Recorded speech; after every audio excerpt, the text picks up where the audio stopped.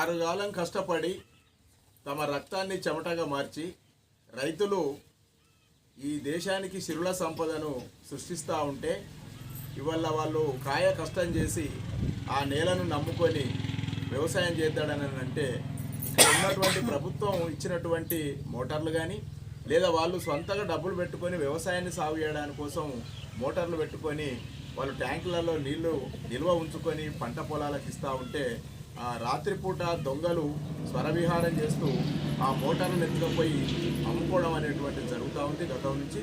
దీన్ని ఎడల ఈ ప్రాంతంలో ఉన్నటువంటి రైతులు ప్రభుత్వం దృష్టికి పోలీసు వాళ్ళ దృష్టికి తీసుకెళ్ళినప్పటికీ సైతం వాళ్ళ ఆగడాలు రోజు రోజుకి ఇంకా పెచ్చు పెరుగుతూ ఉన్నాయి.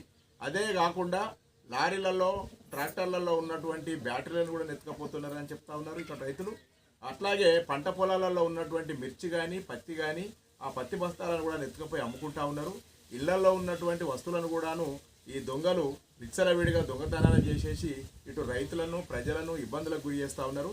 ఏదైతే పోలీసు యంత్రాంగం కానీ అదేవిధంగా దీనికి సంబంధించినటువంటి ప్రభుత్వ యంత్రాంగం కానీ వాళ్ళ ఎడల ఏదైతే ఉన్నదో సీరియస్గా కఠినంగా చర్యలు తీసుకోవాలి.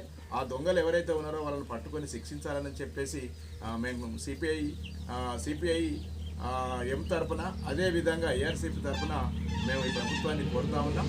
ఈ ప్రాంతంలో ఉన్నటువంటి ఏదైతే ఉన్నారో ఎంపీ కానీ లేదా ఎమ్మెల్యే కానీ లేదా ప్రజాప్రతినిధులు కానీ లేదా గ్రామ పెద్దలు కూడా ఇట్లాంటి విషయాలపైన కొద్దిగా దృష్టిని పెట్టేసి ఈ దొంగలను అరికట్టకపోతే వీళ్ళ యొక్క ఆగడాలు పెరుగుతూ ఉంటాయి.